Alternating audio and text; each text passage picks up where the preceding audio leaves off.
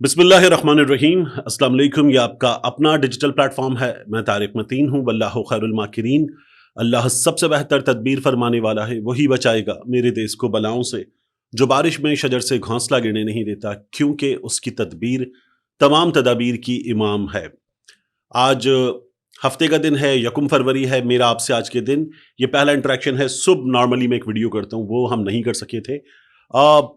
इस वक्त जो खबरें आ रही हैं उनमें ग्रिप करने की, पूरे सिस्टम को मजीद ग्रिप करने की खबरें बढ़ती चली जा रही हैं। आपको नज़र ऐसा आ रहा है कि आने वाले दिनों में पाकिस्तान तहरीक इंसाफ के लिए मुश्किलात गुज़श्ता कुछ अरसे में हमने देखा है कि वो कम नहीं हुई, बढ़ी हैं, मजीद बढ़ेंगी। ये इन खबरों से नज़र आ रहा है। पाकिस्तान तहरीक इंसाफ के बाज़ लोग ये दावा कर रहे हैं मुसलसल कि पाकिस्तान तहरीक इंसाफ के लिए मुस्कुराने का, मजीद मुस्कुराने का, हालात बेहतर होने का वक्त आ गया।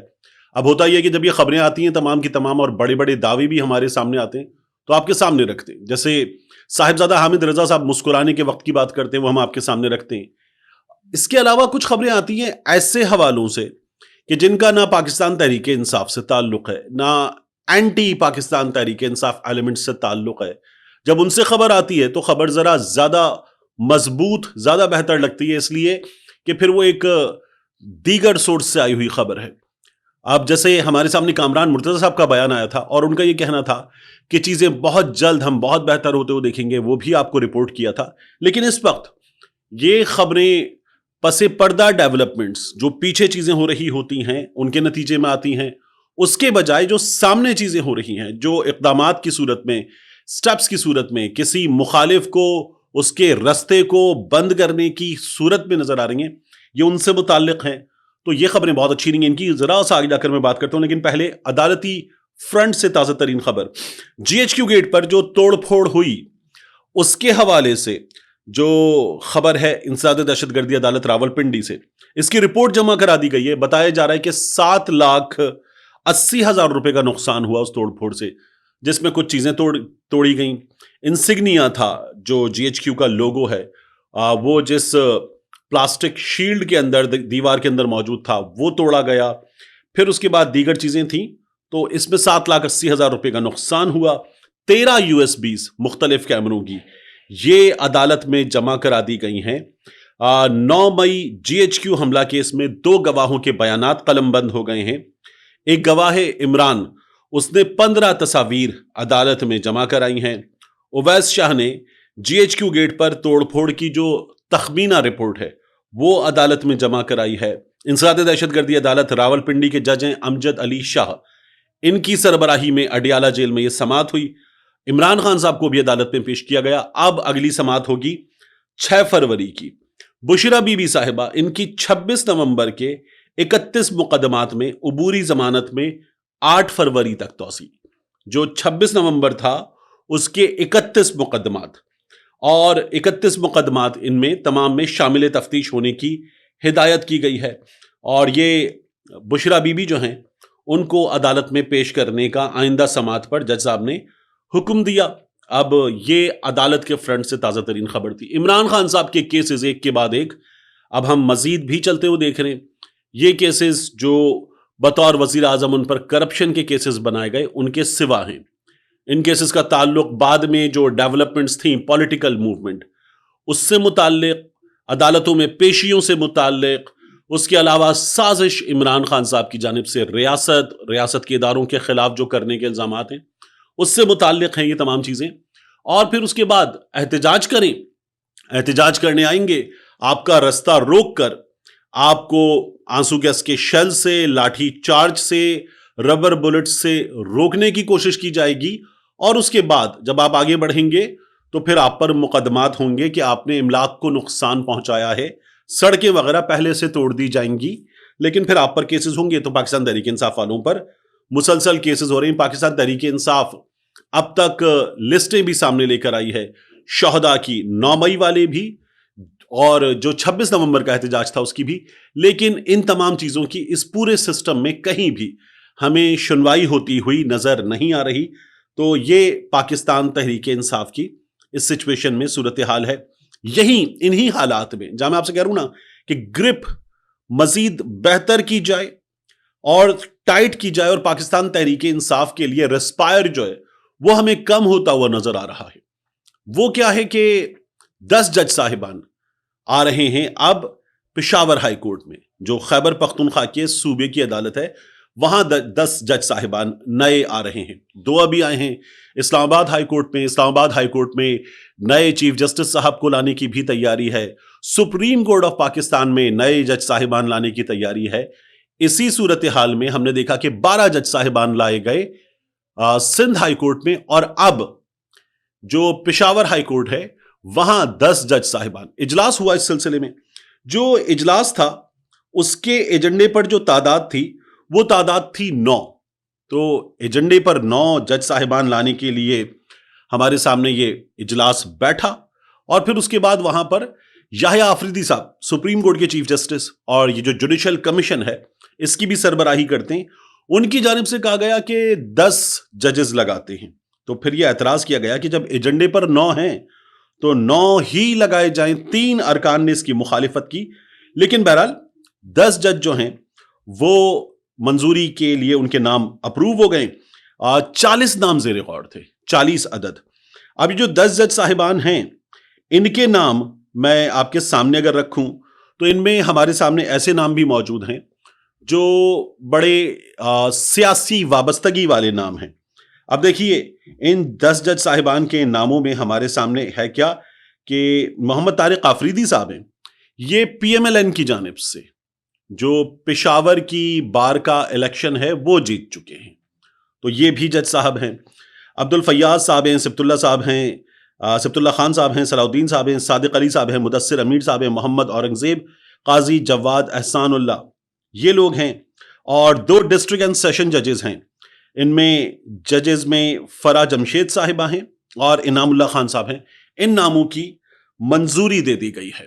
तो इस्लामाबाद हाई कोर्ट और पेशावर हाई कोर्ट, यहां हमने जाते हुए देखा सहाफियों को, यहां हमने जाते हुए देखा सियासी जो एक्टिविस्ट हैं उनको, यहां हमने जाते हुए देखा सोशल मीडिया एक्टिविस्ट को कि हमें यहां से जमानत मिल जाती है। हमने पॉलिटिकल वर्कर्स को वहां जाकर पनाह लेते हुए देखा अदालत के अंदर। लेकिन ये जो नई डेवलपमेंट हुई है और जुडिशल कमीशन जहां से जजेस की तकर्री होती है, वहां का जो बैलेंस है, वहां पर जो मेजॉरिटी का बैलेंस है वो शिफ्ट हो गया है हुकूमत की तरफ, जो तरमीम के बाद चीजें की गई हैं। और अब ये नए जज साहिबान पेशावर हाई कोर्ट में भी अगर आ रहे हैं तो पाकिस्तान तहरीक इंसाफ के लिए सूबे के अंदर जहां हुकूमत है, जहां चीजें हाथ में मजबूत होनी चाहिए, वहां भी हमें मुश्किल होती हुई नजर आएंगी। तो सिस्टम पाकिस्तान तहरीक इंसाफ को इधर से घेर घार के जिस जगह लाना चाहता है वहां लाने में सिस्टम हमें कामयाब होता हुआ नजर आ रहा है। आप देखिए खबरें इस्लामाबाद हाईकोर्ट से आ रही हैं कि वहां 3 कमरे तैयार किए जा रहे हैं। अभी जो 3 कमरों की बात है तो उसमें कुछ दोस्त कहते हैं कि नहीं, कमरा 1 तैयार किया जा रहा है, कुछ दोस्त बता रहे हैं 3 कमरे तैयार किए जा रहे हैं। अब अगर वहां पर जज साहब आने वाले हैं किसी और हाई कोर्ट से ट्रांसफर होकर, तो उन जज साहब को क्या चीफ जस्टिस बनाया जा सकेगा? बहुत दिलचस्प हो गई है यह सूरत हाल। कहा यह जा रहा है कि हाँ बनाया जाएगा। बार बार मुलाकातें हो रही हैं। हुकूमत के लॉ ऑफिसर, अटॉर्नी जनरल साहब, वजीर कानून आजम नज़ीर तारड़ साहब, फिर कानूनी दिमाग पाकिस्तान पीपल्स पार्टी का फारूक एच नाइक साहब, और ये तमाम जो सियासी लोग हैं, इनके गैर सियासी दोस्त हैं, ये सब मिलकर जो मुमकिना फैसला करते हुए नजर आ रहे हैं। उसमें एक प्रॉब्लम ये बताई जा रही है कि जब नए जज साहब आएंगे तो नए जज साहब आकर इस हाई कोर्ट में हलफ उठाएंगे। हलफ उठाने के बाद वो जूनियर हो जाएंगे। वो राजा इनाम अमीन मिन्हाज साहब जो अभी लाए गए हैं, आजम खान साहब जो अभी लाए गए हैं, इन दोनों से भी हो जाएंगे जूनियर। तो वो तो 11वें नंबर पे चले जाएंगे। यहां से अगर आमिर फारूक साहब ऊपर चले जाएंगे सुप्रीम कोर्ट, तो भी वो कैसे आएंगे, ये एक अदद मसला बना हुआ है बाज दोस्तों की राय में। हुकूमत के एक साहब से, जो बल्कि हुकूमत के नहीं, हुकूमत को प्यारे एक साहब से मेरी बात हुई है, तो उन्होंने कहा ये होगा। मैंने कहा अब अगर ये जज साहिबान खुद कह रहे हैं, माहिर कानून कह रहे हैं कि ये नहीं हो पाएगा, और 3 सीनियर जजेस जो यहीं इस्लामाबाद हाई कोर्ट में हैं उनमें से ही एक जज साहब को लाया जाएगा बतौर चीफ जस्टिस, तो ये कैसे होगा? انہوں نے کہا یہ ہوگا، آپ دیکھیں گے، اور یہ ہمیں بہت جلد ہوتا ہوا نظر آئے گا۔ تو میں ابھی تک سمجھنے سے قاصر ہوں، میری جن لیگل ایکسپرٹس سے بات ہوئی ان کا یہ کہنا ہے یہ نہیں ہو سکتا، لیکن بہرحال ایک حکومت کو پیارے جو صاحب ہیں وہ بضد ہیں کہ یہ ہوگا۔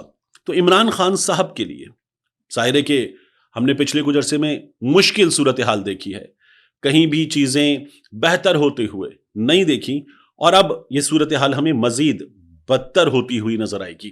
اسی طرح سے پشاور میں جب یہ جج صاحبان کی اکثریت آ جائے گی، بینچز بنیں گے، تو آپ کو نظر آئے گا کہ پاکستان تحریک انصاف کو، صوبائی حکومت کو اپنے صوبے میں عدالت میں مشکل صورتحال کا سامنا کرنا پڑے گا۔ یہ پورا کا پورا معاملہ دلچسپ ہونے جا رہا ہے۔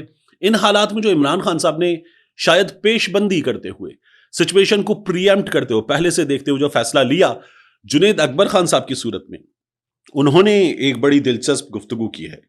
جنید اکبر صاحب یہ کہتے ہیں کہ ہماری جو پچھلی قیادت تھی وہ اداروں سے رابطے میں تھی، تو اب پچھلی قیادت تو اب بھی قیادت ہے، یعنی صوبے کے چیف ایگزیکٹو اب بھی علی امین گنڈاپور ہی ہیں، لیکن پہلے وہ موجود تھے بطور صوبائی صدر بھی۔ تو کیا وہی علی امین گنڈاپور صاحب کی ہی بات ہو رہی ہے کہ وہ اداروں سے رابطے میں تھے؟ لیکن بہرحال وہ یہ کہتے ہیں کہ وہ اداروں سے رابطے میں تھی، میں کسی سے بات نہیں کروں گا، میری بات نہیں ہوگی، اور انہوں نے پھر پورا پلان بھی دے دیا کہ مجھے اگر غائب کر دیا جائے، یعنی گرفتاری کی صورت میں غائب کر دیا جائے یا کسی اور صورت میں غائب ہی کر دیا جائے، تو کس طرح سے رستے بند کرنے وہ تو انہوں نے بتا دیا تھا۔ لیکن اب وہ یہ کہتے ہیں کہ جس دن میں اپنی بات پر کھڑا نہ رہ سکا اس دن پی ٹی آئی کی صدارت چھوڑ دوں گا، اور پی ٹی آئی سے پیسوں کے عوض عہدے دینے کے کلچر کو ختم کروں گا۔ پی ٹی آئی کی تنظیم سازی کے لیے مجھے عمران خان صاحب نے ابھی کوئی ہدایات نہیں دی ہیں، اس وقت جیسے تنظیم سازی ہے اسی طرح سے کام کرے گی۔ 8 فروری کے احتجاج کے لیے کسی منتخب ممبر کو، کسی رکن اسمبلی کو، کسی وزیر کو، کسی کو نہیں کہوں گا کہ بندے لے کر آنے، آپ کو اتنے بندے لے کر آنے، ایم این اے کو اتنے، ایم پی اے کو اتنے بندے لے کر آنے، یہ ہم نہیں کریں گے۔ اور انہوں نے کہا کہ پہلے یہ ہوتا تھا کہ جو انویسٹ کرتے ہیں، پیسے لگاتے ہیں پولیٹیکل ایکٹیویٹی پر بھی، وہ پھر بعد میں اپنے پیسے پورے کرتے، حکومت کی جانب سے کام لیتے، اور پھر اس کے بعد اس میں کمیشن ہوتا ہے۔ تو یہ سلسلہ ہوگا۔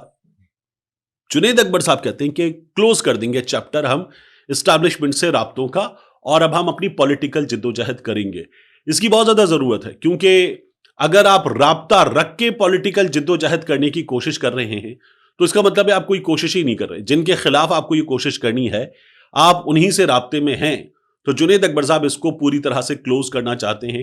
پاکستان تحریک انصاف کے گراس روٹ لیول کے ورکرز سے میں نے گزشتہ کچھ دنوں میں چیزیں سمجھنے کی کوشش کی ہے، بات کی ہے، ان سے پوچھ کے دیکھا ہے، تو ان کا یہ کہنا ہے کہ یہ جو ورکرز ہیں، گراس روٹ لیول والے ورکرز، یہ کہتے ہیں کہ جنید اکبر صاحب جو کہہ رہے ہیں وہ کریں گے، اور جنید اکبر صاحب نے جس طرح کی سچویشن برداشت کی ہے اس سچویشن کو برداشت کرنے والا آدمی آگے بھی انڈیجنس پولیٹیکل موومنٹ چلائے گا، وہ رابطے کر کے اپنی موومنٹ چلائے، یہ نہیں ہوگا، وہ سب کچھ خود کرے گا۔ تو پھر ادارے درمیان میں بندوں کو روکیں، کس طرح آگے جانا ہے، کیا کرنا ہے، کیا نہیں کرنا، کہاں سے مڑ جانا ہے، کہاں نہیں پہنچنا، یہ نہیں ہو پائے گا۔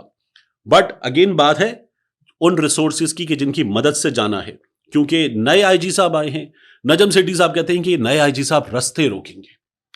یہ جو پاکستان تحریک انصاف والے خیبر پختونخوا سے مظاہرہ کرتے ہیں یا یہ کہہ رہے ہیں کہ اب ہم خیبر پختونخوا میں داخلے کے رستے روک دیں گے، خیبر پختونخوا سے پنجاب جانے کے رستے روک دیں گے، وہ کہتے ہیں یہ نئے آئی جی صاحب نہیں کرنے دیں گے۔ نئے آئی جی صاحب اندر بیٹھ کر پاکستان تحریک انصاف کو منع کر دیں گے، اپنی فورس کو منع کر دیں گے، اور ان کو یہ بھی نہیں کرنے دیں گے۔ تو سچویشن خیبر پختونخوا کے اندر پاکستان تحریک انصاف کے لیے اس حوالے سے بھی، اور یہ جو عدالتی فرنٹ سے خبر آ رہی ہے اس حوالے سے بھی اچھی نہیں ہے۔ یہ ہمیں ہوتا ہوا نظر آ رہا ہے۔ دلچسپ ہوگا، اگلے آنے والے دنوں میں دلچسپ ہوگا جنید اکبر صاحب کے لیے بھی اور گنڈاپور صاحب کے لیے بھی، کیونکہ عدالت میں بھی چینجز آ رہے ہیں کہ چیزیں آگے کیسے بڑھتی ہیں، اور پاکستان تحریک انصاف کے لیے ظاہر ہے کہ یہ کسی بھی صورت میں اچھی خبر نہیں ہے۔ ایک چیز اور میں دیکھ رہا تھا، آخری چیز وہ ہے کہ D G I S P R صاحب کا ایک انٹریکشن ہوا ہے مولوی صاحبان کے ساتھ، مذہبی جو شخصیات ہیں ان کے ساتھ، علماء کے ساتھ۔ اس انٹریکشن میں ہم نے ایک شخصیت کو دیکھا، ایک مولانا صاحب ہیں جن کے بارے میں بتایا جا رہا ہے کہ وہ غالباً آزاد کشمیر کی اسمبلی کے رکن بھی ہیں، وہاں پر صوبائی وزیر بھی ہیں، غالباً اطلاعات کا محکمہ ان کے پاس ہے.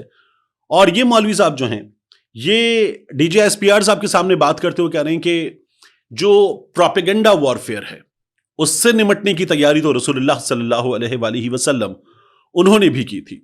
اچھا، یہ ہمیشہ ہوتا ہے جنگ کے میدان میں دشمن تک غلط خبر پہنچانا، دشمن کی خبر نکالنا، اس کو گمراہ کرنا، دشمن کے بارے میں معلومات رکھنا، دشمن جو آپ کے بارے میں پروپیگنڈا آپ کی صفوں میں کر رہا ہے اس کا توڑ کرنا، اور توڑ کرتے ہوئے اپنا ایک پروپیگنڈا اس کے خلاف ڈیولپ کرنا. یہ رسول اللہ صلی اللہ علیہ وآلہ وسلم کی آپ بات کرتے ہیں، یہ تو پوری دنیا کی جنگوں میں ہوتا ہے. بڑے بڑے جرنیل، وہ ہمارے اسلاف میں ایسی شخصیات کے جن میں عظیم ترین جرنیل خالد بن ولید صاحب ہوں، ان کے ساتھ حضرت ابو عبیدہ ہوں، یا دیگر شخصیات ہوں، یہ شخصیات ہوں، یا پھر جو بڑے بڑے امپائر رہے ہیں غیر مسلم بھی، ان کے اپنے اپنے جرنیل ہوں، وہ اپنا اپنا ہتھ کنڈا استعمال کرتے رہے ہیں.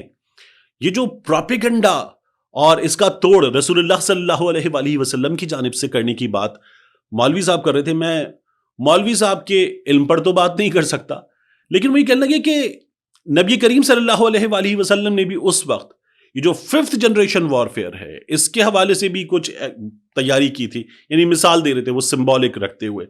اور نبی کریم صلی اللہ علیہ وآلہ وسلم نے بھی، مولوی صاحب کا یہ کہنا تھا D J S P R صاحب کے سامنے، احمد شریف صاحب کے سامنے، کہ انہوں نے بھی اس وقت ایک آئی ایس پی آر بنا دیا تھا. نبی کریم صلی اللہ علیہ وآلہ وسلم نے بھی، نعوذ باللہ مولوی صاحب کہہ رہے تھے کہ انہوں نے بھی اس وقت ایک آئی ایس پی آر بنا دیا تھا. انہوں نے بھی آئی ایس پی آر کے 4 ونگز بنا دیے تھے. یعنی وہی کہہ رہے تھے کہ پروپیگنڈا کے لیے شعر و شاعری کا، تقریر کا، پھر اس کے بعد خبر کا مختلف ونگز بنا دیے تھے. اور ان کے پھر D G, deputy D G, مختلف افسران، 4 بڑے بڑے افسران، یہ بھی رسول اللہ صلی اللہ علیہ وآلہ وسلم نے مقرر فرما دیے تھے مولوی صاحب کے مطابق.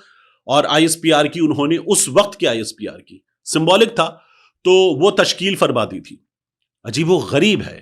یعنی آپ مولوی صاحب بیٹھ کے D J S P are کے سامنے جو کر رہے ہیں، یہ اسٹیبلشمنٹ کی خوشنودی حاصل کرنے کی کوشش، ان کی حمایت حاصل کرنے کی کوشش اسلامک ٹچ کے ساتھ عجیب و غریب ہے. ہمارے علماء کے بارے میں تو ہم نے ہمیشہ یہ سنا، یہ پڑھا، یہ دیکھا، اپنے اسلاف سے بھی سنا، کتابوں میں بھی پڑھا کہ بہترین عالم وہ ہے جو کلمہ حق بلند کرے، حاکم کے سامنے بھی کلمہ حق بلند کرے.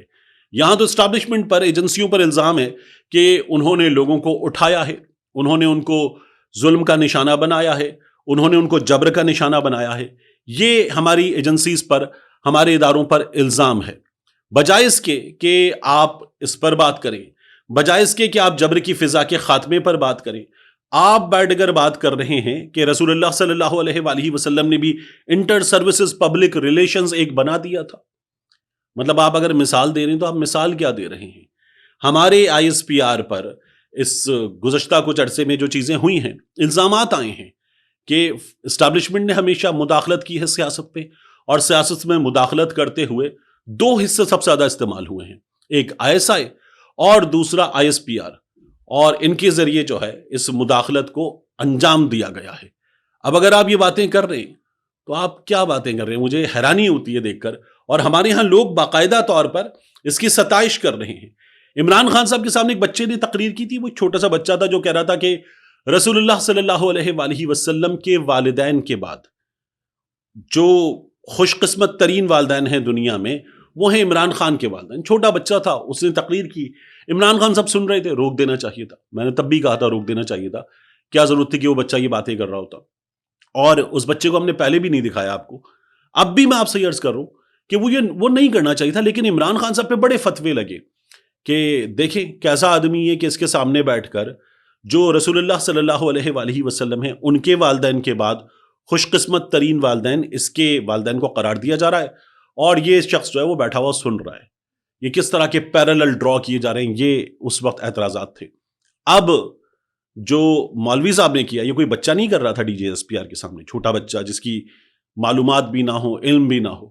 یہ باقاعدہ ایک مولانا صاحب نے کیا ہے، ایک ایسے مولانا صاحب جو اسمبلی کے رکن بھی ہیں، عمران خان کے نام پر ووٹ لے کر جیتے ہوں غالباً. وہ مولانا صاحب بیٹھ کر DGISPR کے سامنے یہ تمام باتیں کر رہے تھے. ملتے ہیں انشاءاللہ آپ سے اگلی ویڈیو میں.